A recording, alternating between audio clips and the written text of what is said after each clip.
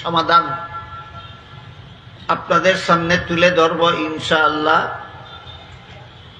ওমা তৌফিকি ইল্লা বিল্লাহ। আলোচ্য আয়াতাংশে আল্লাহ বলেন, আল ইয়াউমা আকমালতু লাকুম দীনাকুম। এর অর্থ হলো, আজকে আমি তোমাদের দ্বীনকে পরিপূর্ণ করে দিলাম। এখানে তিনটি কথা ব্যাখ্যা সাপেক্ষ। প্রথম নম্বর কথা হলো, এখানে আল্লাহ আজকে বলতে কোন দিন বুঝালেন,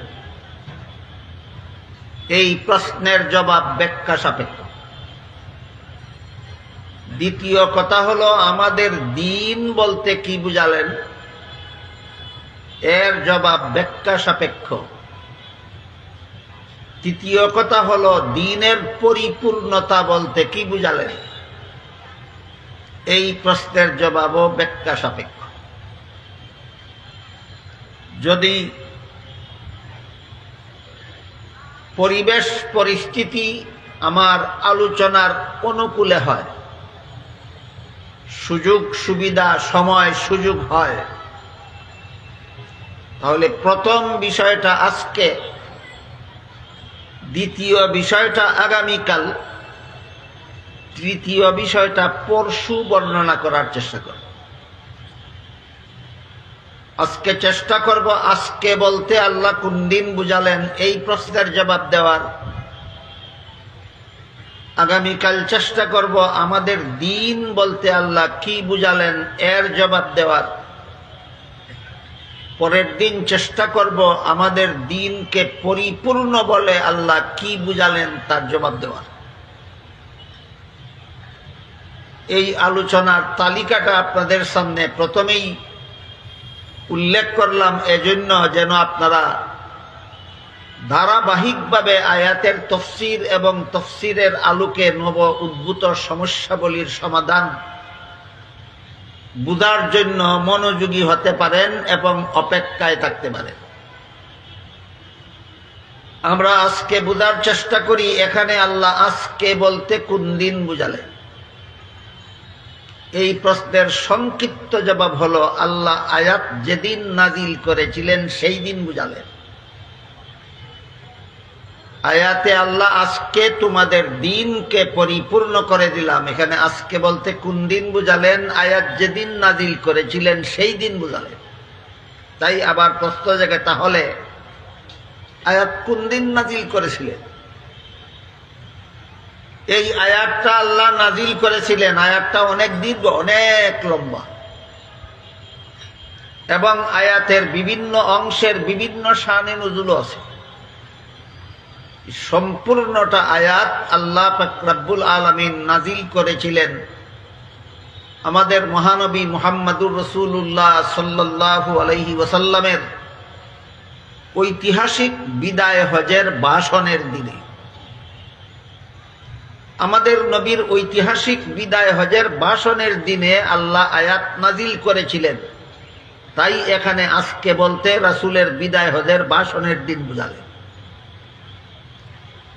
ইসলামের ইতিহাস সম্পর্কে যাদের মোটামুটি ধারণা আছে, তাদের জানা থাকার কথা আমাদের নবীর বিদায় হজের ভাষণের ইতিহাস। আর যাদের ধারণা নাই অথবা মনে নাই অথবা জানা নাই, তাদের জন্য আমি আবার পুনরায় উল্লেখ করে বলছি, আমাদের মহানবী মুহাম্মদুর রাসূলুল্লাহ সাল্লাল্লাহু আলাইহি ওয়াসাল্লাম দুনিয়ার থেকে বিদায় হওয়ার প্রায় 3 মাস আগে জীবনের শেষ হজ পালন করেছিলেন। এই হজ পালনের 3 মাস পরেই তিনি দুনিয়ার থেকে বিদায় হয়ে গেছিলেন।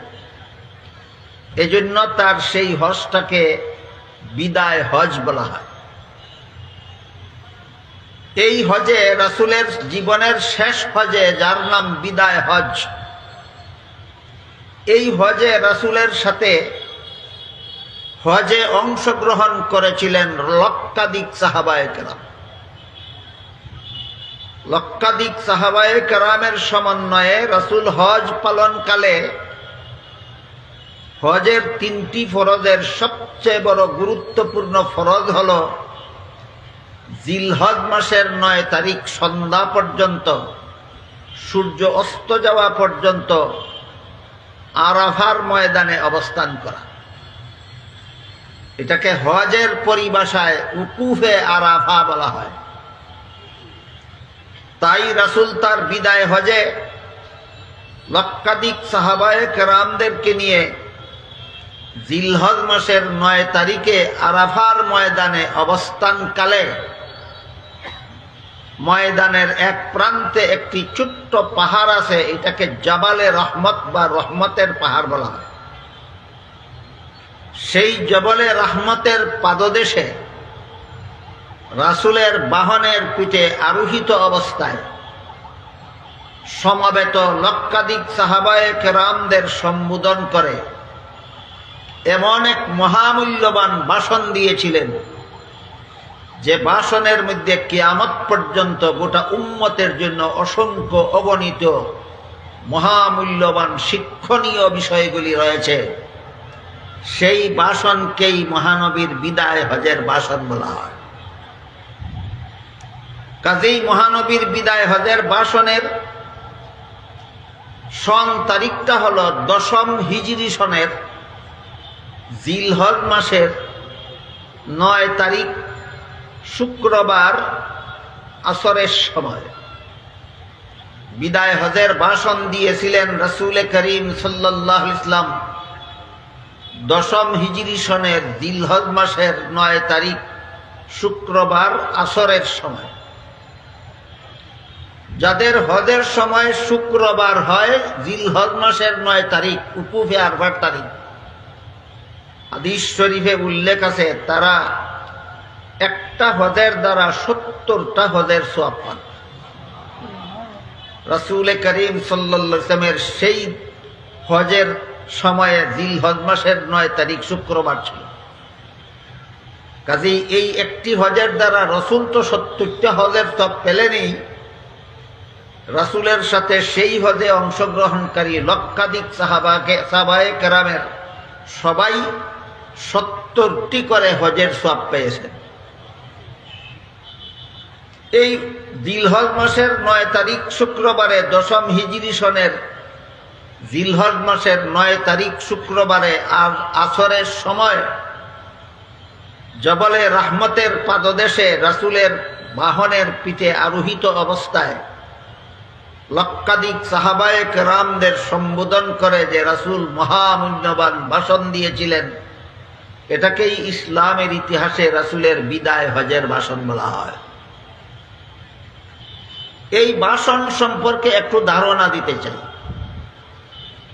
ইতিপূর্বে আল্লাহ পবিত্র কোরআনের এক আয়াত নাজিল করে নবীকে বলেছিলেন, ইয়া আইয়ুহার রাসূল বাল্লিগ মা উনজিলা ইলাইকা মির রাব্বিক ওয়া ইল্লাম তাফআল ফামা বাল্লাগতা রিসালাতাহ। এর অর্থ হলো, হে রাসূল করিম সাল্লাল্লাহু আলাইহি ওয়াসাল্লাম, আল্লাহর পক্ষ থেকে আপনার কাছে যা কিছু নাজিল হয় সবগুলি আল্লাহর বান্দাদের কাছে পৌঁছে দিন। এই পৌঁছে দেওয়াকেই কোরআনের ভাষায় তবলিগ বলা হয়। তবলিগ শব্দের অর্থই পৌঁছে দেওয়া। এখানে আল্লাহ রাসূলকে কি পৌঁছে দিতে বললেন আল্লাহর বান্দাদের কাছে? আল্লাহর পক্ষ থেকে যা কিছু নাজিল হয়। আমাদের বিভিন্ন আয়াতের তাফসীর বা ব্যাখ্যা বোঝার সুবিধার্থে সর্বদা মনে রাখা দরকার যে আল্লাহর পক্ষ থেকে রাসূলের কাছে কি নাজিল হয়। এ প্রশ্নের সংক্ষিপ্ত জবাব হলো, আল্লাহর পক্ষ থেকে রাসূলের কাছে ওহী নাজিল হয়। তো দয়া করে বলবেন কি নাজিল হয়? ওহী নাজিল। এই ওহী 2 প্রকার। এক প্রকার ওহীর নাম ওহিয়ে মাতলু, আর এক প্রকার ওহীর নাম ওহিয়ে গায়রে মাতলু। এটা মাদ্রাসার ছাত্রদের পরিভাষা, উলামায়ে কেরামের জানা আছে। কিন্তু আপনারা যারা আলেম অনন, মাদ্রাসার ছাত্র অনন, আপনারা এভাবে বললে বুঝবেন না। ওহিয়ে মাতলু এক প্রকার ওহির নাম, ওহিয়ে গায়রে মাতলু আরেক প্রকার ওহির নাম, এভাবে বললে বুঝবেন না। আপনাদের বোঝার সুবিধার জন্য বলছি, এক প্রকার ওহির নাম কুরআন, আরেক প্রকার ওহির নাম হাদিস। এবার বুঝলেন কিনা? আল্লাহর পক্ষ থেকে রাসূলের কাছে ওহী নাজিল হয়, এটা দুই প্রকার। এক প্রকার ওহীর নাম হলো কুরআন, আর এক প্রকার ওহীর নাম হলো হাদিস।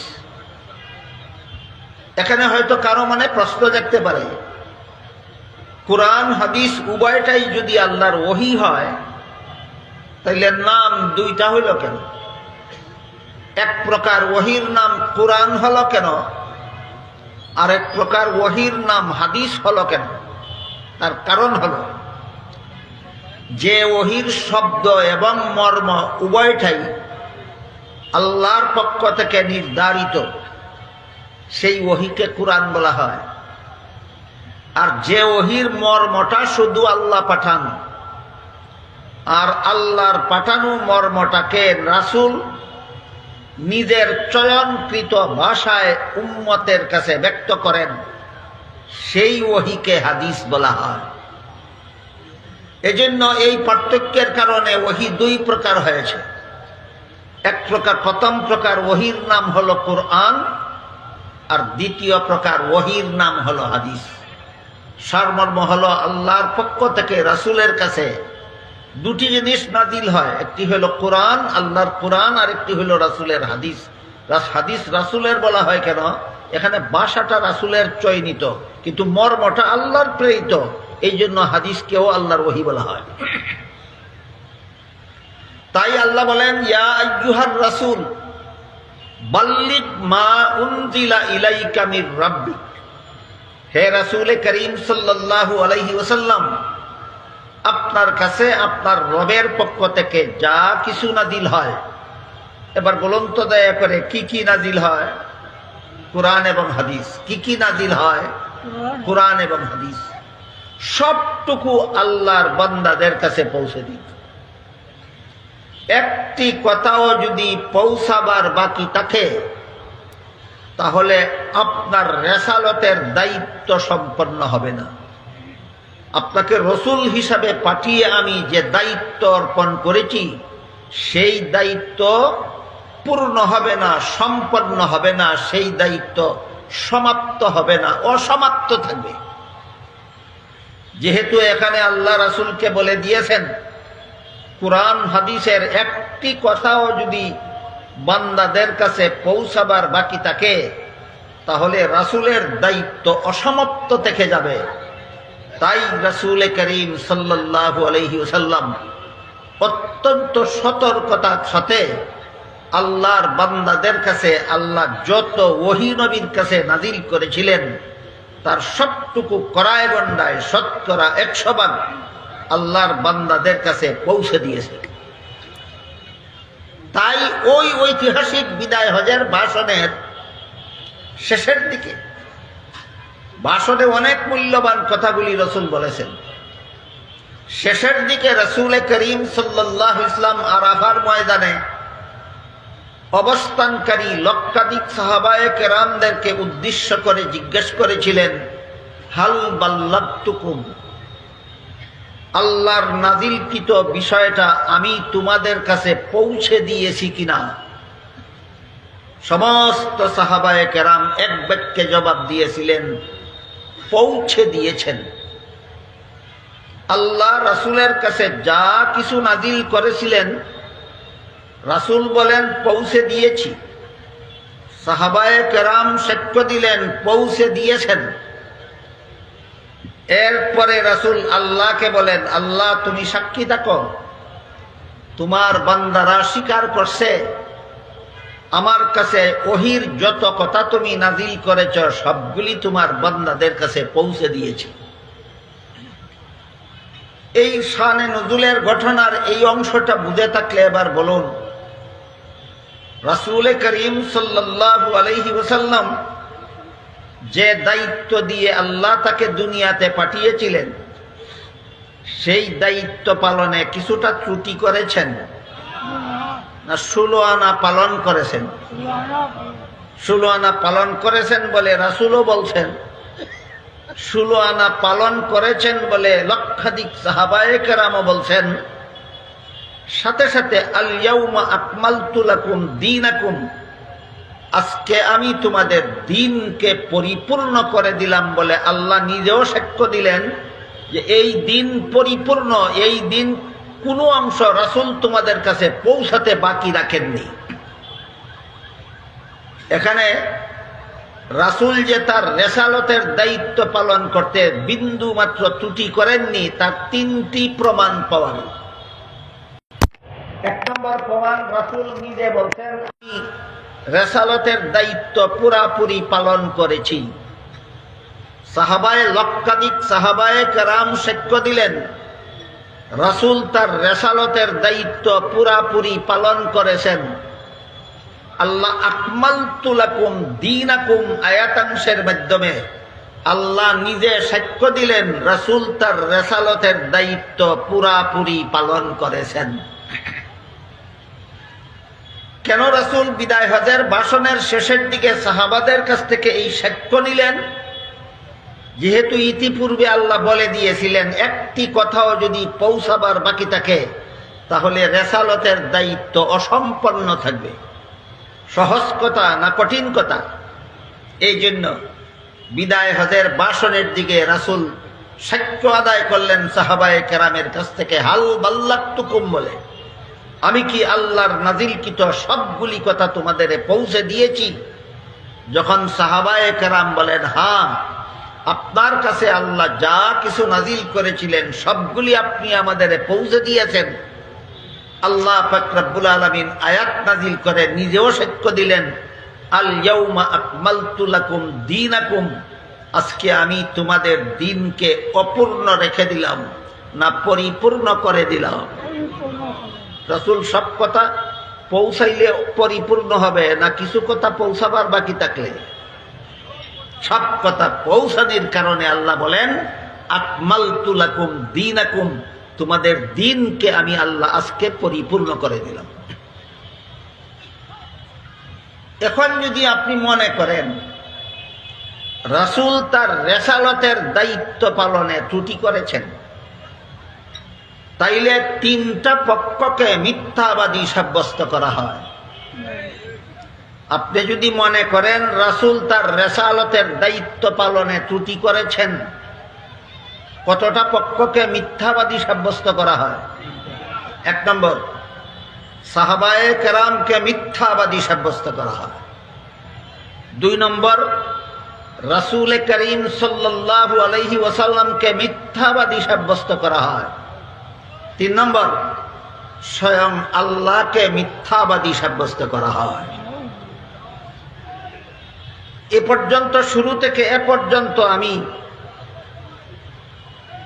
সূরা মায়েদার 3 নম্বর আয়াত যে ঐতিহাসিক বিদায় হজের ভাষণকে কেন্দ্র করে নাজিল করেছিলেন, সেই বিদায় হজের ভাষণ সম্পর্কে যৎকিঞ্চিত আপনাদের সামনে তুলে ধরেছি, আলোচনা করেছি।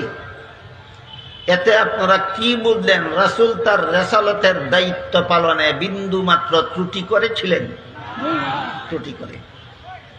তারপরও যদি আপনি বলেন রাসূল তার রেসালতের দায়িত্ব পালনে ত্রুটি করেছিলেন, তাহলে সাহাবায়ে কেরামদেরকে মিথ্যুক সাব্যস্ত করা হয়, রাসূলকে মিথ্যুক সাব্যস্ত করা হয়, স্বয়ং আল্লাহকে মিথ্যুক সাব্যস্ত করা হয়। এবার বলুন, আপনি যদি এই দাবির মাধ্যমে যে রাসূল তার রেসালতের দায়িত্ব পালনে ত্রুটি করেছেন, এই দাবির মাধ্যমে যদি আপনি সাহাবাদের মিথ্যুক সাব্যস্ত করেন, এই দাবির মাধ্যমে যদি আপনি রাসূলকে মিথ্যুক সাব্যস্ত করেন, এই দাবির মাধ্যমে যদি আপনি আল্লাহকে মিথ্যুক সাব্যস্ত করেন, তাহলে অবশ্যই আপনার আকীদায় কোনো দোষ নাই। অনেকে আকীদার দোষ বলে বুঝে না, আকীদার বলে দোষ বুঝে না। আকীদা মানে ঈমান, বিশ্বাস। আকীদা মানে ঈমান, বিশ্বাস।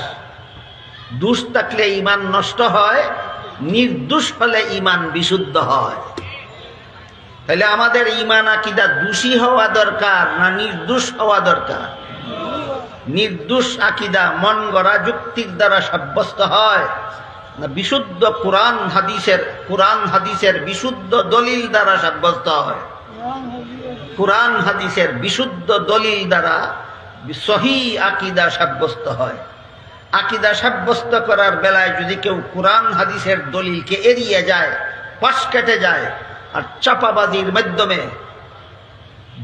বন গড়া যুক্তি দিয়া যদি আকীদা প্রমাণ করতে চায়, অবশ্যই তার আকীদায় দোষ থাকতে বাধ্য। আকীদা যুক্তির দ্বারা সাব্যস্ত হবে না আকীদা কোরআন হাদিসের দ্বারা সাব্যস্ত হবে?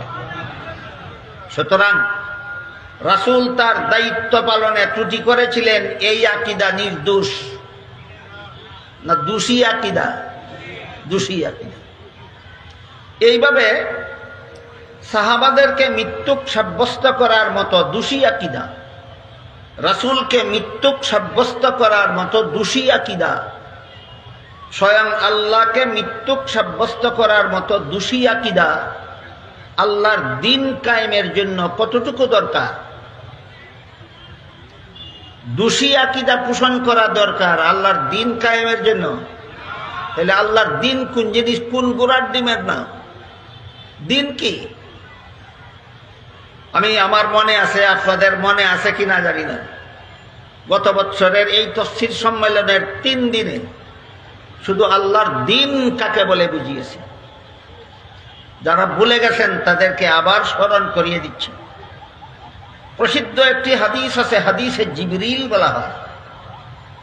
সেখানে আল্লাহর রাসূল উম্মতকে 3 প্রকার এলেম শিক্ষা দিয়েছেন। তারপরে সর্বশেষে বলেছেন, এই 3টা এলেম তোমাদের দ্বীন। বলুন আমাদের দ্বীন কোন জিনিস? এই ব্যাপারে একটু সুস্পষ্ট ধারণা থাকা দরকার কিনা? 3টা এলেম তোমাদের দ্বীন। একটা এলেমের নাম গত বছর সবিস্তারে বলেছি, এই জন্য এই বছর আবার সবিস্তারে বলার দরকারও নাই, সুযোগও নাই। একটা এলিমের নাম হলো ইলমে আকাইদ। ওই আকাইদ আকীদা শব্দের বহু বচন। আর একটা এলিমের নাম ইলমে ফিকহ, আর একটা এলিমের নাম ইলমে তাজকিয়া। ইলমে আকাইদ শিক্ষা দিয়েছেন, ইলমে ফিকহ শিক্ষা দিয়েছেন, ইলমে তাজকিয়া শিক্ষা দিয়েছেন, দিয়ে বলেছেন এই 3টা এলেম হলো তোমাদের পরিপূর্ণ দ্বীন। মনে স্মরণ রাখতে পারবেন জীবনভর? পরিপূর্ণ দ্বীন আমাদের কতটা এলিমের নাম বলেছেন রাসূল? 3টা এলিম শিক্ষা দিয়া রাসূল বলেছেন এই 3টা এলেম হইল তোমাদের পরিপূর্ণ দ্বীন। প্রথম এলিমটার নাম ইলমে আকাইদ, এটা আকীদা শব্দের বহুবচন। দ্বিতীয় এলিমের নাম ইলমে ফিকহ, তৃতীয় এলিমের নাম ইলমে তাজকিয়া। গত বছরের কথা যাদের মনে নাই তাদের জন্য 3টা এলিমের ডেফিনেশন, 3টা এলিমের সংজ্ঞা আজকে আবার বলে দিচ্ছি। আল্লাহর যে সমস্ত বিধিবিধান শুধুমাত্র অন্তরে বিশ্বাস করতে হয়, কাজে কর্মে পরিণত করার কিছু নাই।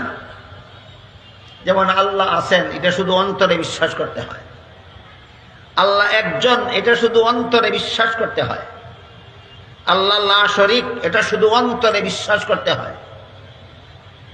মানুষের হেদায়েতের জন্য আল্লাহর পক্ষ থেকে মনোনীত হয়ে যে সমস্ত মানুষ দুনিয়াতে আসেন এদেরকে নবী রাসূল বলা হয়। এদের মধ্যে প্রথম নবী ছিলেন হযরত আদম আলাইহিস সালাম, এটা অন্তরে বিশ্বাস করতে হয়।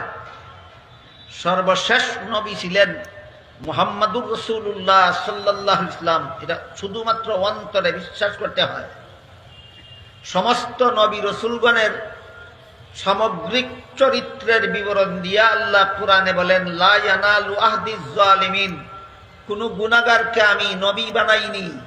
এই কথা অন্তরে বিশ্বাস করতে হয়। আল্লাহ গুনাহগারকে নবী বানান না, আল্লাহ গুনাহগারকে নবী বানান না। এটা ইলমে আকাইদের সাবজেক্ট, ইলমে আকাইদের বিষয়। মুহাম্মাদুর রাসূলুল্লাহকে শেষ নবী বিশ্বাস করা ইলমে আকাইদের অংশ। হযরত আদম আলাইহিস সালামকে প্রথম নবী বিশ্বাস করা এটা ঈমান আকীদার অংশ। সমস্ত নবী রসুলগণকে বেগুনাহ বিশ্বাস করা ঈমান আকীদার অংশ। বুঝে থাকলে এবার বলুন তো, কোন নবীকে গুনাহগার সাব্যস্ত করতে, কোন নবীকে গুনাহগার সাব্যস্ত করতে হবে দিন কায়েমের জন্য? আল্লাহর দিন কায়েমের জন্য নবীকে গুনাহগার সাব্যস্ত করতে হয়। তাহলে দিন কায়েমের আন্দোলন যদি আপনি করেন, নবীকে গুনাহগার বানাতে যাবেন কেন? দরকারটা কি? তাহলে বোঝা গেল দাল মে কুছ কালা হয়। আপনি দিন কায়েমের আন্দোলন করেন, নবীকে গুনাহগার বলেন কেন? তাহলে বুঝে গেল দাল মে কুছ কালা হয়। আপনি দিন কায়েমের আন্দোলন করবেন, মুহাম্মদুর রাসূলুল্লাহকে দায়িত্ব পালনে ত্রুটি করেছেন বলবেন কেন? দিন কায়েমের জন্য নবীর দায়িত্ব পালনে কি পরিমাণ ত্রুটি করার দরকার? বিষয়টাকে বুঝাতে পারলাম আপনাদেরকে? বুঝে থাকলে বলুন তো, দিন কায়েমের জন্য নবীকে দোষী সাব্যস্ত করা দরকার? দিন পালনের জন্য, দিন কায়েমের জন্য নবীকে গুনাহগার সাব্যস্ত করা দরকার? না শুধু শুধু এগুলি শুধু শুধু নিছক আকীদার ভ্রান্তি? এগুলি দিন কায়েমের কোনো কাজ নয়, বরং এগুলি দিনকে ধ্বংস করার চক্রান্ত। ঠিক বলছেন মনে হয়, অনেকেই বুঝে শুনে বলেননি। আমি আরেকটু বলি, তারপরে ঠিক বেঠিক বলবেন। নবী যদি দায়িত্ব পালনে ত্রুটি করে থাকেন, তাহলে নবীর কাছ থেকে উম্মতে যা শিখল সেটা পরিপূর্ণতাকে না অপূর্ণতাকে? নবী যদি দায়িত্ব পালনে ত্রুটি করে থাকেন, তাহলে নবীর কাছ থেকে উম্মতে যা পাইল সেটা পূর্ণাঙ্গ না অপূর্ণাঙ্গ? তাহলে আমাদের দিন অপূর্ণাঙ্গ। নবী দায়িত্ব পালনে ত্রুটি করলে আমার দিন কায়েম হলো না দিন উম্মতের কাছে সন্দেহযুক্ত হয়ে গেল? শুধু উম্মতের কাছে নয়, সারা দুনিয়ার মানুষের কাছে এটা একটা প্রমাণ হয়ে গেল যে তোমরাই বলো তোমাদের নবী দায়িত্ব পালনে ত্রুটি করেছেন, কাজেই গ্যারান্টি পাওয়া গেল তোমাদের দিন ত্রুটিপূর্ণ। দিনকে, নবীকে দায়িত্ব পালনে ত্রুটি করেছেন বলে দিনকে ত্রুটিপূর্ণ সাব্যস্ত করার নাম একামতে দিন। দিন কায়েম করা না দিনকে ধ্বংস করা? এটা দিনকে ধ্বংস করার চক্রান্ত, দিন কায়েম করার কাজ নয় নবীকে গুনাহগার সাব্যস্ত করা। সহজ ব্যাপার নয়। আল্লাহ আগেই বলেছিলেন, ওয়া ইল্লাম তাফআল ফামা বাল্লাগতা রিসালাতাহ। একটি কথাও যদি আমার নাজিলকৃত ওহীর একটি কথাও যদি আমার বান্দাদের কাছে পৌঁছাতে বাকি থাকে আপনার, তাহলে রেসালতের দায়িত্ব পালনে ত্রুটি হয়ে যাবে। যেহেতু আল্লাহ আগের থেকেই সতর্ক করে দিয়েছিলেন, বিদায় হজের অনেক আগের থেকেই আল্লাহ নবীকে এ মর্মে সতর্ক করে দিয়েছিলেন যে আমার দিন এর একটি কথাও যদি আপনার উম্মতকে পৌঁছাতে বাকি থাকে, তাহলে আপনার রেসালতের দায়িত্ব অসম্পন্ন থেকে যাবে। সেই কথা নবীর স্মরণে ছিল বিদায় হজের ভাষণের দিন। তাই নবী বিদায় হজের ভাষণের দিন বলেছিলেন, হাল বাল্লাগতুকুম, আল্লাহর সব কথা, আল্লাহর নাজিলকৃত সব কথা আমি তোমাদের পৌঁছিয়েছি কিনা? সাহাবায়ে কেরাম বলেন পৌঁছিয়েছেন। আল্লাহ বলেন আকমালতু লাকুম দীনাকুম, তোমাদের দিনকে অপূর্ণ রেখে দিলাম না পরিপূর্ণ করে দিলাম? নবীর দায়িত্ব পালনে ত্রুটির কারণে আমাদের দিনটা পরিপূর্ণ হইল, নবী দায়িত্ব পালনে ত্রুটি করার কারণে দিনটা পরিপূর্ণ হইল না ত্রুটি মুক্ত থাকার কারণে দিনটা পরিপূর্ণ হইল? এই জন্য কোরআন উস্তাদের কাছে শিখতে হয়। কোরআন নিজে নিজে শিখে কোরআনের পণ্ডিত হওয়া যায় না। এই ব্যাপারটা আমি অতীতে আপনাদেরকে একাধিকবার বলেছি। আল্লাহ পাক রব্বুল আলামিন নিজে উস্তাদ হয়ে নবীকে কোরআন শিক্ষা দিয়েছেন। এ মর্মে এক আয়াতে আল্লাহ বলেন লা তুহাররিক বিহি লিসানাকা লিতাজালা বিহি ইন্না আলাইনা জামআহু ওয়া কুরআনাহ ফাইযা ক্বারানাহু ফাত্তাবি কুরআনাহ সুম্মা ইন্না আলাইনা বায়ানাহ। এর অর্থ হলো, হে রাসূল করিম সাল্লাল্লাহু আলাইহি ওয়াসাল্লাম, আমি যখন আপনার কাছে কোরআন নাযিল করতে থাকি, তত্ত্ব তাৎক্ষণিকভাবে আপনি তাড়াহুড়া করে জপতে থাকবেন না। কারণ প্রথম প্রথম এমন হতো, একদিকে আল্লাহ কুরআন নাজিল করতে থাকতেন, অপরদিকে রাসূল তা তাড়াহুড়া করে জপতে থাকতেন। তার কারণ হলো রাসূলের আশঙ্কা ছিল নাজিল করতে করতে যদি আমি জপে মুখস্থ করতে না পারি, তাহলে যেই শব্দটা আমার মুখস্থ করার বাকি থাকবে সেই শব্দটা আমার উম্মত পাবে কোথায়। এজন্য রাসূল তাড়াহুড়া করে জপতে থাকতেন। আল্লাহ বাধা দিয়ে বলেন, এমনটা করবেন না, আমি নিজ দায়িত্বে আপনার কাছে কুরআন নাজিল করি, নিজ দায়িত্বেই কুরআন আপনাকে স্মরণ রাখাইয়া দেব। আপনার জপে কুরআন মুখস্থ করতে হবে না। কাজেই নাজিল করার সময় জপবেন না, শুধু গভীর মনোযোগে লক্ষ্য রাখবেন। তারপরে আল্লাহ বলেন, সুম্মা ইন্না আলাইনা বায়ানা, অতঃপর আমি আল্লাহ নিজ দায়িত্বে আপনাকে কুরআন শিক্ষা দেব। যে নবীর কাছে কুরআন নাজিল হইল সেই নবীও নিজে নিজেই কুরআন শিখেছেন না আল্লাহ শিক্ষা দিয়েছেন? তাইলে এবার বলুন, যে নবীর কাছে কুরআন নাজিল হইল সেই নবীকেও যদি আল্লাহর পক্ষ থেকে কুরআন শিক্ষা দিতে হয়, তাহলে কোন পণ্ডিতের বাপে নিজে নিজেই কুরআন শিখতে পারে? কুরআন নিজে নিজে শিখার বিষয় নয়, কুরআন উস্তাদের কাছে শিখার বিষয়। বিষয়টা আপনাদের বুঝাতে পারলাম? কুরআন নিজে নিজে শিখার মতো একটা বিদ্যা না উস্তাদের কাছে শিখার মতো? আমি শিখেছি আমার উস্তাদের কাছে, তিনি শিখেছেন তার উস্তাদের কাছে, তিনি তার উস্তাদের কাছে, তিনি তার উস্তাদের কাছে, এভাবে যেতে যেতে যেতে শেষ পর্যন্ত একজন উস্তাদ শিখেছিলেন একজন তাবেঈর কাছে, একজন তাবেঈন কুরআন শিখেছিলেন একজন তাবেঈর কাছে, তাবেঈ কুরআন শিক্ষা করেছিলেন সাহাবায়ে কেরামের কাছে, সাহাবায়ে কেরাম কুরআন শিক্ষা শিখেছিলেন রাসূলের কাছে, রাসূল কুরআন শিখেছিলেন আল্লাহর কাছে, রাসূল কুরআন শিখেছিলেন আল্লাহর কাছে। এই ধারাবাহিকতায় যারা কুরআন শিখে এরা নবী দায়িত্ব পালনে ত্রুটি করেছিলেন বলতে পারে না। ধারাবাহিক এই উস্তাদের এই ধারাবাহিকতায় যারা কুরআন শিখে তারা নবী তার নবুয়তের দায়িত্ব পালনে ত্রুটি করেছিলেন বলতে পারে না। নবী দায়িত্ব পালনে ত্রুটি করলে আল্লাহ বলতেন না যে তোমাদের দ্বীনকে আমি আল্লাহ পরিপূর্ণ করে দিলাম। তো বলতেছিলাম গত বছর 3টা এলেম এর বিস্তারিত বিবরণ দিয়েছি। রাসূল তারপরে বলেছেন এই 3টা এলিমের নাম তোমাদের দ্বীন।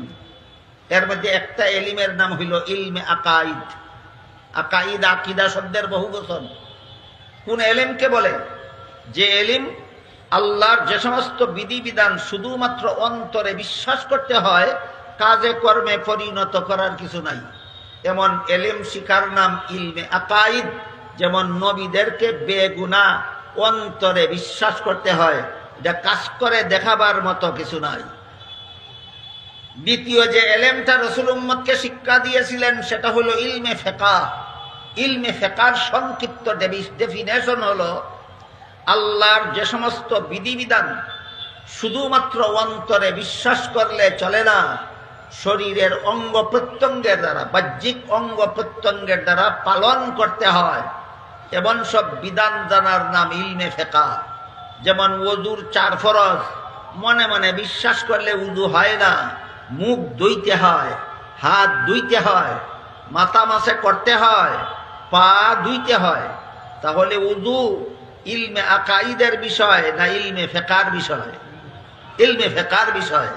নামাজের 13 ফরজ বিশ্বাস করলে নামাজ হয় না, রুকু সেজদা করতে হয়, তাইলে নামাজ ইলমে আকাইদের বিষয় না ইলমে ফিকহর বিষয়? এই হলো ইলমে ফিকহর পরিচয়। তারপরে রাসূল করিম সাল্লাল্লাহু আলাইহি ওয়াসাল্লাম সেই হাদিসে জিবরিলে উম্মতকে ইলমে তাজকিয়া শিক্ষা দিয়েছেন। ইলমে তাজকিয়ার সংক্ষিপ্ত পরিচয় হলো আল্লাহর যে সমস্ত বিধিবিধান শুধু অন্তরে বিশ্বাস করলেও চলে না, শরীরের বাহ্যিক অঙ্গ প্রত্যঙ্গের দ্বারা পালন করা যায় না, বরং আল্লাহর যেসব বিধিবিধান বিশ্বাসও করতে হয় অন্তরের দ্বারা, পালনও করতে হয় অন্তরের দ্বারা, এসব বিধিবিধান জানার নাম ইলমে তাজকিয়া। এর 3 নাম। এক নাম হলো ইলমে তাজকিয়া, আরেক নাম হলো ইলমুল ইহসান, আরেক নাম হলো ইলমে তাসাব্বুফ। এই 3 নাম।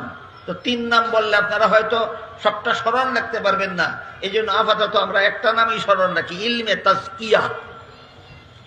ইলমে তাজকিয়া আল্লাহর ওই সমস্ত বিধান জানার নাম, যেসব বিধান অন্তরে বিশ্বাস করলেও চলে না, আর বাহ্যিক অঙ্গের দ্বারা পালনও করা যায় না, বরং বিশ্বাসও করতে হয় অন্তরের দ্বারা, পালনও করতে হয় অন্তরের দ্বারা। এর একটা উদাহরণ আল্লাহ পাক রব্বুল আলামিন বলেন, কাদ আফলাহাল মুমিনুন আল্লাযীনা হুম ফি সালাতিহিম খাশিউন। ওই সমস্ত মুমিনগণ সফল যারা নামাজে আল্লাহর ধ্যানে মগ্ন এবং আল্লাহর ভয়ে ভীত থাকে। এবার বলেন, আল্লাহর ধ্যানে মগ্ন হয় চেহারার দ্বারা, না হাতের দ্বারা, না পায়ের দ্বারা, না কানের দ্বারা, না চোখের দ্বারা, না জিহ্বার দ্বারা, না অন্তরের দ্বারা? নামাজে আল্লাহর ধ্যানে মগ্ন থাকো, এটা আল্লাহর বিধান। এই বিধানটা পালন করতে হয় কিসের দ্বারা? অন্তরের দ্বারা। নামাজে আল্লাহর ভয়ে ভীত থাকো, এটা আল্লাহর বিধান। বলুন, আল্লাহর ভয়ে ভীত থাকতে হয় কিসের দ্বারা? অন্তরের দ্বারা। এই জন্য ইলমে তাজকিয়ার সহজ পরিচয়, আল্লাহর যে সমস্ত বিধান শুধু অন্তরে বিশ্বাস করলে চলে না এবং বাহ্যিক অঙ্গের দ্বারা পালন করা যায় না, বরং যে সমস্ত বিধান বিশ্বাসও করতে হয় অন্তরের দ্বারা, পালনও করতে হয় অন্তরের দ্বারা, এইসব বিধান জানার নাম ইলমে তাজকিয়া। 3টা ইলম শিক্ষা দিয়া রাসূল বলেন, হুয়া জিবরিলু আতাকুম ইউআল্লিমুকুম দীনাকুম। এই 3টা ইলম তোমাদের দিন, একথা শিক্ষা দেওয়ার জন্য জিবরিল এসেছিলেন। তাহলে এই হাদিসে রাসূল করিম সাল্লাল্লাহু আলাইহি ওয়াসাল্লাম আমাদের কতটা জিনিসকে, কতটা ইলমকে আমাদের দিন বলেছেন? 3টা ইলম। ইলমে আকাইদ, ইলমে আকাইদ আমাদের দিন, ইলমে ফিকহ আমাদের দিন, ইলমে তাজকিয়া আমাদের দিন। এবার বলেন, আকাইদ কোন শব্দের বহুবচন? আকিদা। ভ্রান্ত আকিদা সমূহ পোষণ করার নাম দিন না বদ্দিন? তাহলে বিশুদ্ধ দিন কোনটা? বিশুদ্ধ আকিদা। বদ আকিদার নাম বদ্দিন, বিশুদ্ধ আকিদার নাম বিশুদ্ধ দিন। রাসূল গলত আকিদাকে আমাদের দিন বলেননি, রাসূল সহি আকিদাকে আমাদের দিন বলে দিয়েছেন। কোন আকিদা দিন? গলত আকিদা দিন না সহি আকিদা দিন? সহি আকিদা। নবীগণ সম্পর্কে অনেকগুলি সহি আকিদা আছে, পাশাপাশি ভ্রান্ত আকিদাও আছে। সবগুলি আমি একদিনে বলতে পারবো না।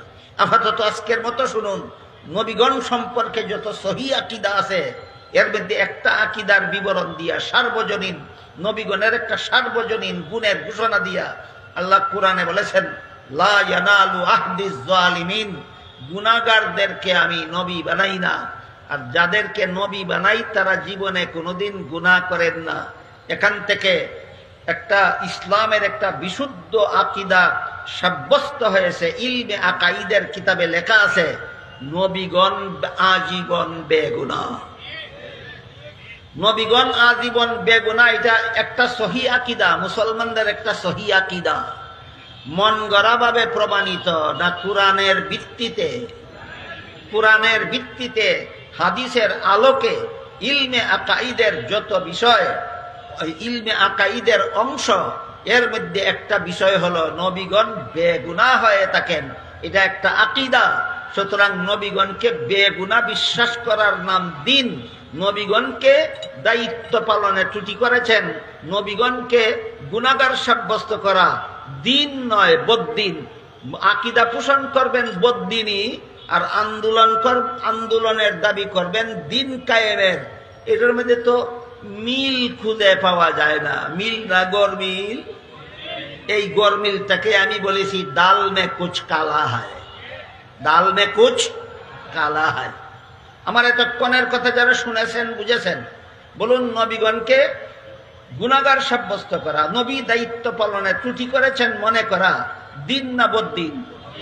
এটার নাম দিন কায়েম নয়, এটার নাম বদ্দিনী। এটার নাম দিন কায়েম করা না, এটার নাম বদ্দিনী। দিন নষ্ট করা, দিন ধ্বংস করা, দিনের ব্যাপারে গোটা উম্মতের অন্তরে সন্দেহ সৃষ্টি করে দেওয়া, এমনকি বেদিন কাফিরদেরকে সুযোগ করে দেওয়া যে তোমরাই তো বলো তোমাদের নবী দায়িত্ব পালনে ত্রুটি করেছেন, সুতরাং দিনের যেসব কাজে ত্রুটি করেছেন সেই সব কাজ তোমাদের ভ্রান্ত, তোমাদের দিন সঠিক দিন নয়। এমন ফাঁক ফুকর আল্লাহ এবং আল্লাহর রাসূল কুরআন হাদিসে রাখেননি। নবীকে এইভাবে দোষী সাব্যস্ত করে দেওয়া যে দায়িত্ব পালনে ত্রুটি করেছেন, এই ফাঁক ফুকর আল্লাহ রাখেননি। আল্লাহ আগেই বলে দিয়েছেন একটা কথাও যদি পৌঁছাবার বাকি থাকে আপনার দায়িত্ব পালন হবে না। বিদায় হজের ভাষণের দিনে নবী লক্ষ ছাত্রদের জিজ্ঞেস করেন আমি সব কথা পৌঁছিয়েছি কিনা, তারা বলেন পৌঁছিয়েছেন। এই দিনই আল্লাহ আয়াত নাযিল করে বলেন আল ইয়াউমা আকমালতু লাকুম দীনাকুম, তোমাদের দিনকে আমি আল্লাহ অপূর্ণ রাখিনি, পরিপূর্ণ করে দিয়েছি। নবী কিছু কথা পৌঁছাবার বাকি রাখার কারণে, তোমাদের দিনকে আমি আল্লাহ পরিপূর্ণ করে দিয়েছি, নবী কিছু কথা পৌঁছাতে বাকি রাখার কারণে, দায়িত্ব পালনে ত্রুটিকে থাকার কারণে, না ত্রুটিমুক্ত দায়িত্ব পালনের কারণে? ত্রুটিমুক্ত দায়িত্ব পালনের কারণে। আমার মনে আছে গত বছর এই ব্যাপারে বিস্তারিত আলোচনা হয়েছে। এর মধ্যে একটা অংশ এই বছর আবার আপনাদেরকে স্মরণ করিয়ে দিচ্ছি, সেটা হলো যারা যারা বিভিন্ন নবীগণকে বিভিন্ন অজুহাতে গুনাহগার সাব্যস্ত করে, এই সমস্ত নবীগণের এক নম্বরে রয়েছেন হযরত আদম আলাইহিস সালাম। যত নবীকে যত মানুষের গুনাহগার সাব্যস্ত করে এদের মধ্যে এক নম্বরে রয়েছেন কে? হযরত আদম আলাইহিস সালাম। হযরত আদম আলাইহিস সালামের গুনাহটা কি ছিল? তারা বলে থাকেন জান্নাতে নিষিদ্ধ গাছের ফল খাওয়া ছিল আদমের গুনাহ। জান্নাতে নিষিদ্ধ গাছের ফল খাওয়া আদমের গুনাহ ছিল, এই কথাটা আমি লিখিত আকারে পুস্তক আকারে পেয়েছি খ্রিস্টানদের মতবাদে। আমি গত বছর বলেছি বাংলাদেশে খ্রিস্ট ধর্ম প্রচারকারী একটা সংগঠন আছে, এর নাম খ্রিস্টান মিশনারি বাংলাদেশ। তাদের পক্ষ থেকে যত বই পুস্তক পুস্তিকা প্রচারপত্র প্রকাশিত হচ্ছে, এর মধ্যে একটা প্রকাশিত বইয়ের নাম কুরআনের আলোকে বেহেশতে যাওয়ার পথ। এই বইয়ে খ্রিস্টানেরা লিখেছে প্রথম নবী আদম প্রথম পাপিষ্ট। কি ছিল পাপিষ্ট আদমের পাপ? সেই বইয়ে খ্রিস্টানেরা লিখেছে জান্নাতে নিষিদ্ধ গাছের ফল খাওয়া ছিল আদমের পাপ। তারপরে 2 নম্বর যে কথাটা তাদের বইয়ে লিখেছে সেটা হলো পাপিষ্ট আদমের বংশে যত নবী জন্মগ্রহণ করেছে সবগুলি জন্মগত পাপিষ্ট। কি ছিল অন্য নবীর পাপ? জবাবে লেখে পাপিষ্ট আদমের বংশে জন্ম হওয়াটাই অন্য নবীর পাপ। এমন গাঞ্জাকুরি কথাও কি ধর্ম হতে পারে? বলেন তো, কোন জন্মগ্রহণকারী নিজের ইচ্ছায় জন্ম হয় না আল্লাহর ইচ্ছায়? তাহলে জন্ম হওয়া যদি পাপ হয়, জন্মগ্রহণকারীর পাপ হবে না যে জন্ম দিল তার পাপ? তাহলে খ্রিস্টানদের এই মতবাদে নবী পাপিষ্ট সাব্যস্ত হয় না স্বয়ং আল্লাহকে পাপিষ্ট বলে? আল্লাহকে পাপিষ্ট বলে। এই জন্য আমি বলি এটা গাঞ্জাখুরি কথা, এগুলি ধর্মের কথা নয়। খ্রিস্টানদের 3 নম্বর ধর্মের নামে 3 নম্বর গাঞ্জাখুরি কথা হলো শেষ পর্যন্ত আল্লাহ পাক রব্বুল আলামিন একজন নবীকে নিষ্পাপ বানাবার জন্য পাপিষ্ট আদমের বংশে জন্ম না দিয়া নিজের ঔরসে জন্ম দিলেন। ইনি হলেন হযরত ঈসা আলাইহিস সালাম। এই একজন নবী হয়ে গেল বেগুনাহ। ইনি বেগুনাহ রইলেন কিভাবে? পাপিষ্ট আদমের বংশে জন্ম না হইয়া আল্লাহর ঘরে জন্ম হওয়ার কারণে। কাহিনী বুঝে থাকলে, খ্রিস্টানদের লিখিত পুস্তকের বিবরণ বুঝে থাকলে বলুন, আদমকে নিষিদ্ধ গাছের ফল খাওয়ার কারণে পাপিষ্ট সাব্যস্ত করা এটা ইসলামের সহি আকীদা না খ্রিস্টানদের ভ্রান্ত আকীদা? এর ফলে যদি আপনি খুঁজে পান না আপনার আকীদার দোষটা কোথায়, তাহলে আপনাদের খুঁজে পাওয়াবে কে? আপনার চোখটা খুলে দেওয়ার জন্য আমরা শুধু আল্লাহর কাছে দোয়া করতে পারি, দোয়া করতে থাকি। আল্লাহ যেন আপনার চোখটা খুলে দেন যে আদমকে নিষিদ্ধ গাছের ফল খাওয়ার জন্য আদমকে পাপিষ্ট সাব্যস্ত করা, আর এই কথা বিশ্বাস করার পরেও যদি আপনি খুঁজে পান না আপনার আকীদার দোষ কোথায়, তাহলে আমি দোয়া করি আল্লাহ যেন আপনার চোখটা খুলে দেন, দেখতে পারেন আপনার আকীদার দোষটা কোথায়। সুতরাং নিষিদ্ধ গাছের ফল খাওয়ার ঘটনাকে আদমের গুনাহগার হওয়া, আদমকে গুনাহগার সাব্যস্ত করার দলিল দেওয়া যে মুসলমানের কাজ নয়, এটা খ্রিস্টানদের কাজ। প্রমাণ সহ, রেফারেন্স সহ, বুঝলেন কিনা? তাহলে এখানে এসে প্রশ্ন রাখতে পারে, তাহলে ইসলাম ধর্মের বিধান মতো, ইসলামের বিশুদ্ধ আকীদা মতো নিষিদ্ধ গাছের ফল খাওয়ার বিধান কি? ইসলামে বিশুদ্ধ আকীদা মতে, ইসলামের বিশুদ্ধ আকীদা মতে জান্নাতে আদমের নিষিদ্ধ গাছের ফল খাওয়ার বিধান কি? তাফসীরের কিতাবে লেখা আছে। যে সমস্ত তাফসীরের কিতাব নির্ভরযোগ্য তাফসীরের কিতাব, সূচনাকাল থেকে আকাবিরিনে উম্মত যত তাফসীরের কিতাব লিখেছেন সবগুলি তাফসীরের কিতাবে মুদাল্লাল মুফাসসাল বিস্তারিত দলিল প্রমাণ সহ আদমের নিষিদ্ধ গাছের ফল খাওয়ার বিশুদ্ধ ব্যাখ্যা পেশ করেছেন। গতবার আমি আপনাদেরকে 1-2টা ব্যাখ্যা শুনিয়েছিলাম, আজকে আবার স্মরণ করিয়ে দিচ্ছি।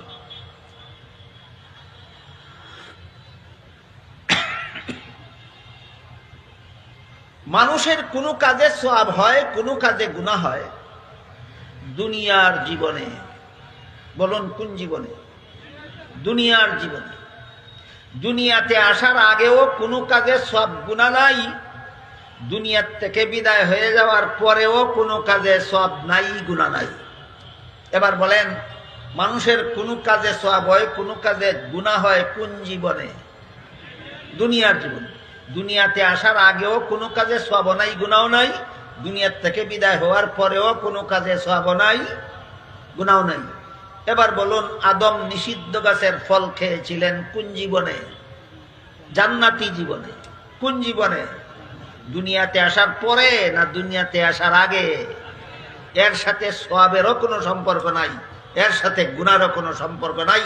সুতরাং খ্রিস্টানদের নিষিদ্ধ গাছের ফল খাওয়াকে গুনাহ হওয়ার দলিল সাব্যস্ত করা বাতিল, বাতিল, বাতিল।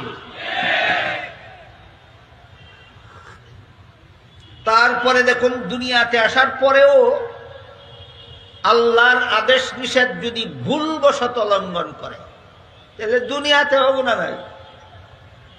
দুনিয়াতেও যদি ভুলবশত আল্লাহর নিষেধ লঙ্ঘন করে ফেলে, আল্লাহর আদেশ লঙ্ঘন করে ফেলে, দুনিয়াতেও গুনাহ নাই। এর বাস্তব উদাহরণ হলো রমজান মাসের দিনের বেলায় রোজাদারকে আল্লাহ খানা পিনা করতে নিষেধ করেছেন। করেছেন কিনা?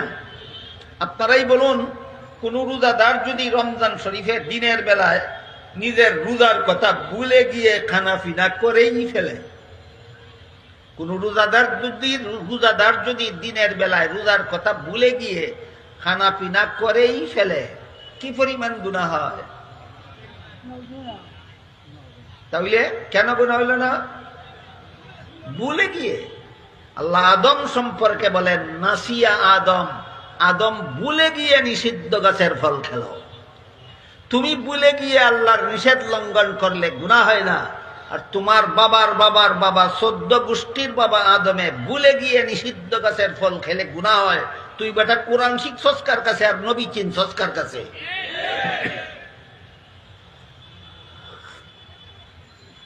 এই জন্য আহলে সুন্নাত ওয়াল জামাতের প্রসিদ্ধ আকীদা বিশ্বাসগুলির মধ্যে একটা আকীদার নাম হলো ইসমতে আম্বিয়া। আহলে সুন্নাত ওয়াল জামাতের প্রসিদ্ধ আকীদা বিশ্বাসগুলির মধ্যে থেকে একটা প্রসিদ্ধ আকীদার নাম হলো ইসমতে আম্বিয়া। ইসমতে আম্বিয়া কথার মর্মই হলো সমস্ত নবী রাসূলগণ আজীবন বেগুনাহ। সমস্ত নবী রাসূলগণ আজীবন বেগুনাহ। শুধু আদম একটা গুনাহ করেছিলেন জান্নাতে নিষিদ্ধ গাছের ফল খাওয়ার মাধ্যমে।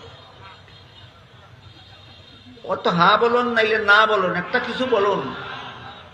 আদম একটা গুনাহ করেছিলেন না? মোটেও না, মোটেও না। আহলে সুন্নাত ওয়াল জামাতের প্রসিদ্ধ এবং বিশুদ্ধ আকীদা সমূহের মধ্যে একটা আকীদার পারিভাষিক শব্দ হলো ইসমতে আম্বিয়া। আরেকটা প্রসিদ্ধ আকীদার নাম আদালতে সাহাবা। আহলে সুন্নাত ওয়াল জামাতের আরেকটা প্রসিদ্ধ সহিহ আকীদার নাম আদালতে সাহাবা। এর অর্থ হইল রাসূলের সমস্ত সাহাবাগণ নিষ্ঠাবান, কুচক্রী একজন সাহাবীও নাই। নবীর সাহাবাগণের মধ্যে কোনো একজন সাহাবী কুচক্রী নাই। সমস্ত সাহাবা নিষ্ঠাবান, সমস্ত সাহাবা নিষ্ঠাবান। এই জন্য এক হাদিসে উল্লেখ আছে, রাসূল করিম সাল্লাল্লাহু আলাইহি ওয়াসাল্লাম বলেন, ইযা রাআইতুমুল্লাযীনা ইয়াসুব্বুনা আসহাবী ফাকুলু লানাতুল্লাহি আলা শাররিকুম। এর অর্থ হলো, হে আমার উম্মত মুসলমানেরা, তোমরা যখন ওই সমস্ত লোকদের দেখতে পাবে যারা আমার সাহাবাদের সমালোচনা করে, তাদেরকে বলে দিও আমার সাহাবা সমালোচকদের উপর আল্লাহর লানত। সাহাবা সমালোচকদের উপর আল্লাহর লানত। এখানে এসে আপনি বলতে পারেন, কেন সাহাবারা কি কোনো গুনাহ করেননি? গুনাহ করেননি মেনে নিলাম, নবীগণ গুনাহ করেননি। সাহাবাগণ কি কোনো গুনাহ করেননি? যদি করে থাকেন তাহলে সাহাবা গুনাহ করেছিলেন, এটাই তো একটা সমালোচনা, হারাম হবে কেন?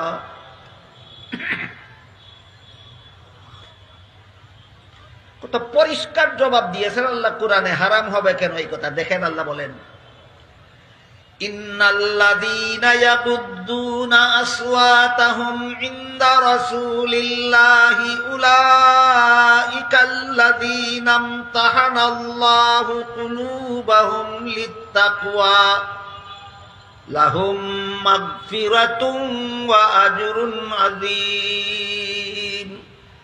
আল্লাহ বলেন, নিশ্চয়ই যারা রাসূলের দরবারে আস্তে কথা বলে। বলতে পারেন কেউ রাসূলের দরবারে গেলে আস্তে কথা বলে কারা? সাহাবায়ে। আবু জাহেল রাসূলের দরবারে গিয়েছে, আস্তে কথা বলেননি। আর আমরা রাসূলের জীবদ্দশায় দরবারে যাওয়ার সুযোগই পাইনি। সুতরাং রাসূলের দরবারে গিয়ে আস্তে কথা বলেছে, এই কথার বাস্তবায়ন একমাত্র সাহাবায়ে কেরাম। আগে লম্বা কাহিনী আছে, এটা আমার বলার সময় নাই। ওই কাহিনীর দ্বারা সুস্পষ্টভাবে সাব্যস্ত এখানে আল্লাহ সাহাবায়ে কেরামদের কথা বলেছে। আল্লাহ বলেন, নিশ্চয়ই যারা রাসূলের কাছে গেলে আস্তে কথা বলে, তাদের অন্তরকে আল্লাহ তাকওয়ার ব্যাপারে পরীক্ষা করেছেন। পরীক্ষার ফলাফল ঘোষণা দিয়ে আল্লাহ বলেন, লাহুম মাগফিরাতুন। আমার নবীর সাহাবাগণ অতীত জীবনে যত গুনাহ খাতা করেছিলেন, আল্লাহ এবং আল্লাহর রাসূলের পক্ষ থেকে তাদেরকে সংশোধন করে দেওয়ার পরে তারা সন্তোষজনকভাবে সংশোধিত হয়ে গেছিলেন। বুঝে থাকলে এবার বলুন, সাহাবাগণ অতীত জীবনে গুনাহ খাতা করেননি না করেছিলেন? করেছিলেন। আল্লাহ যখন সংশোধন করে দিলেন, রাসূল যখন সংশোধন করে দিলেন, তখন তারা সন্তোষজনকভাবে সংশোধিত হয়ে গেছিলেন। তাদের সংশোধন হয়ে যাওয়ার পর সন্তুষ্ট হয়ে আল্লাহ বলেন, লাহুম মাগফিরাতুন। তাদের অতীতের সব গুনাহ মাফ, অতীতের সব গুনাহ মাফ, অতীতের সব গুনাহ মাফ। এমর্মে এক হাদিসে রাসূল করিম সাল্লাল্লাহু আলাইহি ওয়াসাল্লাম বলেন, আত-তাইবু মিনাজ যামবি কামাল্লা যামবা লাহু। যে ব্যক্তি যথারীতি তওবা করে গুনাহ ছেড়ে দেয়, সে আবারও বেগুনাহ হয়ে যায়। আবারও গুনাহ করার আগে একবার বেগুনাহ ছিল, গুনাহ করার পরে গুনাহগার হইল, তওবা কইরা গুনাহ মাফ করে নিল, আরো গুনাহগার রইল না, আবার বেগুনাহ হইল। হ্যাঁ, আবার বেগুনাহ হইল। গুনাহ করার আগে ছিল বেগুনাহ, গুনাহ করার পরে হইল গুনাহগার। তওবা করার কারণে সব গুনাহ আল্লাহ মাফ করে দিলেন, এখনো গুনাহগার রইল না, আবারও বেগুনাহ হইল। সাহাবাগণ এই ধরনের বেগুনাহ। নবীগণ জীবনে কোনো সময় গুনাহ না করে বেগুনাহ, আর সাহাবাগণ জীবনের সব গুনাহ মাফ করাইয়া বেগুনাহ। এক ধরনের বেগুনাহ না দুই ধরনের বেগুনাহ? প্রথম প্রকারের বেগুনাহকে আহলে সুন্নাত ওয়াল জামাতের পরিভাষায় মাসুম বলা হয়, আর দ্বিতীয় প্রকার বেগুনাহকে আহলে সুন্নাত ওয়াল জামাতের পরিভাষায় মাগফুর বলা হয়। আম্বিয়ায়ে কেরাম মাসুম আর সাহাবায়ে কেরাম মাগফুর। আমি বুঝাতে পারলাম কিনা আমাকে আমি পরীক্ষা করার জন্য আপনাদের জিজ্ঞাসা করব। মাসুম অর্থ কি? তওবা করে গুনাহ মাফ করাইয়া বেগুনা না আজীবন বেগুনা? আর মাগফুর অর্থ কি? গুনাহ না করে বেগুনা না তওবার দ্বারা সব গুনাহ মাফ করাইয়া বেগুনা? তওবার দ্বারা সব গুনাহ মাফ করাইয়া বেগুনা। এবার বলুন, যাদের তওবার কারণে আল্লাহ সব গুনাহ মাফ করে দিলেন, এর মানে হইল দোষী রইলেন না নির্দোষ হইলেন? এখন যে তুমি দুশ্চর্চা করো, সমালোচনা করো, এইটাই আহলে সুন্নাত ওয়াল জামাতের বিধান মতে, ইলমে আকাইদের বিধান মতে সাহাবাদের সমালোচনা করা হারাম। আহলে সুন্নাত ওয়াল ইলমে আকাইদের বিধান মতে সাহাবাদের সমালোচনা করা হারাম। কেন? মুছে ফেলা হয়েছে গুনাহগুলি, সমালোচনার অধিকার নয়। আপনি যদি সাহাবীর সমালোচনা করেন আর খুঁজে পান না আপনার আকীদার দোষ কোথায়, দেখাবে কে? কে দেখাবে? আমি দোয়া করি আল্লাহ যেন আপনার চোখে দেখার তৌফিক দান করেন যে আপনার আকীদার দোষটা কোথায়। নবীগণকে গুনাহগার মনে করাটাই আকীদার দোষ। নবী দায়িত্ব পালনে ত্রুটি করেছিলেন মনে করাটাই আকীদার দোষ। সাহাবায়ে কেরামের সমালোচনা করাকে হালাল মনে করাটাই আকীদার দোষ। এই দোষগুলির নাম দিন প্রতিষ্ঠা নয়, এই দোষগুলির নাম দিনকে জাতির সামনে সন্দিহান করে দেওয়া, দিনকে নড়বড়ে করে দেওয়া, দিনকে ধ্বংস করে দেওয়ার নামান্তর।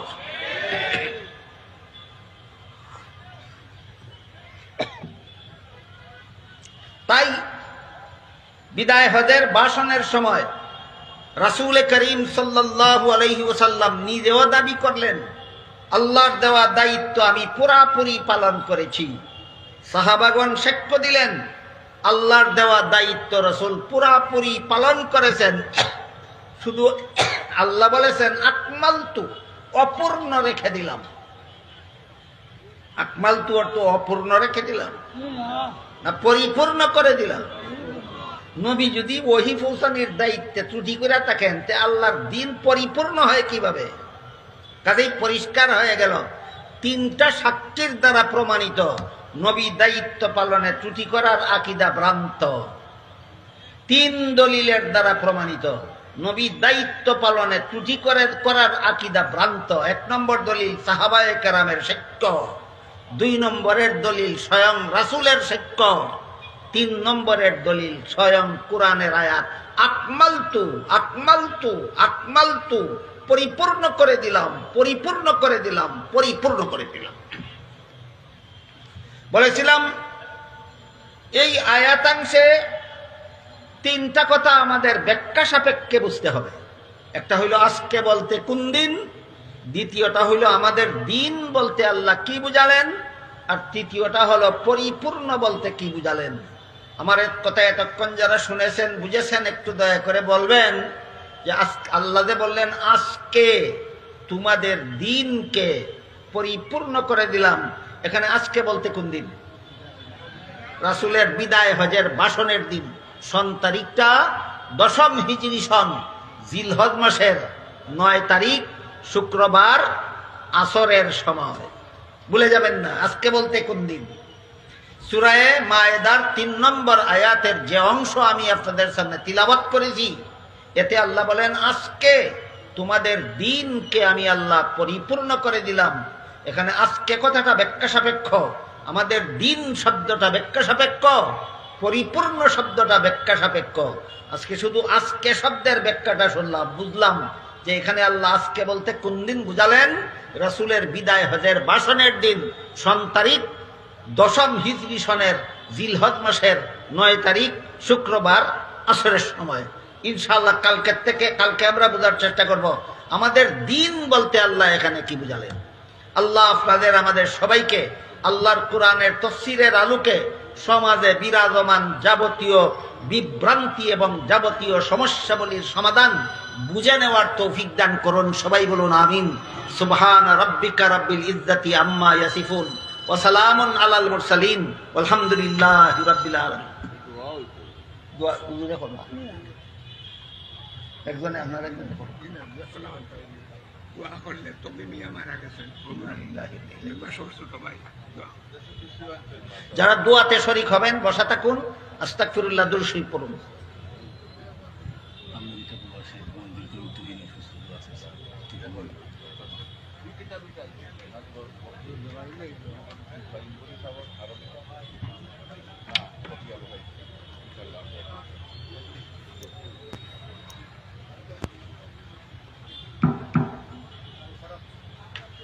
اللهم صل على سيدنا ونبينا ومولانا محمد وعلى آله وأصحابه وبارك وسلم كما تحب وترضى عدد ما تحب وترضى الحمد لله الذي هدانا لهذا ما كنا لنهتدي لولا أن هدانا الله ربنا ظلمنا أنفسنا وإن لم تغفر لنا وترحمنا لنكونن من الخاسرين ربنا آتنا في الدنيا حسنة وفي الآخرة حسنة وقنا عذاب النار يا الله এই মুবারক তাফসীরুল কোরআন সম্মেলনকে কবুল আর মঞ্জুর করুন। ইয়া আল্লাহ এর উসিলায় আমাদের জিন্দেগানকে হেদায়েত করুন, সমস্ত মুমিন মুসলমান মুর্দেগানকে নাজাত দান করুন। ইয়া আল্লাহ এখানে বিভিন্ন আয়াতের তাফসীর থেকে যা কিছু আলোচনা হচ্ছে এগুলি আমাদের বুঝার এবং এগুলির আলোকে আমাদের সমাজের বিরাজমান সমস্যাবলীর সমাধান সমঝে নেওয়ার তৌফিক দান করুন। ইয়া আল্লাহ আমার কাছে যারা যত রকমের দোয়ার দরখাস্ত করেছেন প্রত্যেকের নেক দোয়াকে কবুল মঞ্জুর করুন। ইয়া আল্লাহ যারা যত আশা ভরসা নিয়ে হাত উঠাইলাম প্রত্যেকের নেক বাসনাকে কবুল মঞ্জুর করুন। ইয়া আল্লাহ অনেক বেমারীদের পক্ষ থেকে দোয়ার দরখাস্ত করা হয়েছে, আমাদের সমস্ত বেমারীদেরকে আরোগ্য দান করুন। ইয়া আল্লাহ অনেক মুর্দাদের পক্ষ থেকে দোয়ার দরখাস্ত করা হয়েছে, আমাদের সমস্ত মুর্দেগানকে আল্লাহ আপনি মাগফিরাত দান করুন। ইয়া আল্লাহ আমাদের দেশ বাংলাদেশকে হেফাজত করুন। ইয়া আল্লাহ বাংলাদেশের স্বাধীনতা হেফাজত করুন, বাংলাদেশের সার্বভৌমত্ব হেফাজত করুন, বাংলাদেশের ভৌগোলিক সীমা রেখা হেফাজত করুন, বাংলাদেশের বাসিন্দাদের জান মাল ইজ্জত হেফাজত করুন। ইয়া আল্লাহ সারা দুনিয়ার সমস্ত মজলুম মুসলমানদের গাইবি সাহায্য করুন। ইয়া আল্লাহ রোহিঙ্গা মুসলমানদের গাইবি সাহায্য করুন, কাশ্মীরি মুসলমানদের গাইবি সাহায্য করুন। ইয়া আল্লাহ ফিলিস্তিনি মুসলমানদের গাইবি সাহায্য করুন, যেখানে যত মুসলমান নির্যাতিত ইয়া আল্লাহ আপনার গাইবি মদদের হাত তাদের দিকে প্রসারিত করুন। ইয়া আল্লাহ জালিম সন্ত্রাসীদের হেদায়েত করুন, যাদের কপালে হেদায়েত নাই তাদেরকে আপনার কুদরতি হাতে নমরুদ, কারুন, হামান, সাদ্দাত, ফেরাউনের মতো দমন করে আপনার অসহায় বান্দা বান্দীদের রক্ষা করুন। ইয়া আল্লাহ আমাদের সকলের পক্ষ থেকে লক্ষ লক্ষ কোটি কোটি দুরূদ আর সালাম রাসূল করিম সাল্লাল্লাহু আলাইহি ওয়াসাল্লামের রওজা শরীফে পৌঁছে দিন। রব্বানা তাকাব্বাল মিন্না ইন্নাকা আনতাস সামিউল আলিম ওয়া তুব আলাইনা ইন্নাকা আনতাত তাওয়াবুর রহিম ওয়া সুবহান রাব্বিকা রাব্বিল ইজ্জাতি আম্মা ইয়াসিফুন ওয়া সালামুন আলাল মুরসালিন ওয়ালহামদুলিল্লাহি রাব্বিল আলামিন আমিন বিরহমাতিকা ইয়া আরহামার রাহিমিন।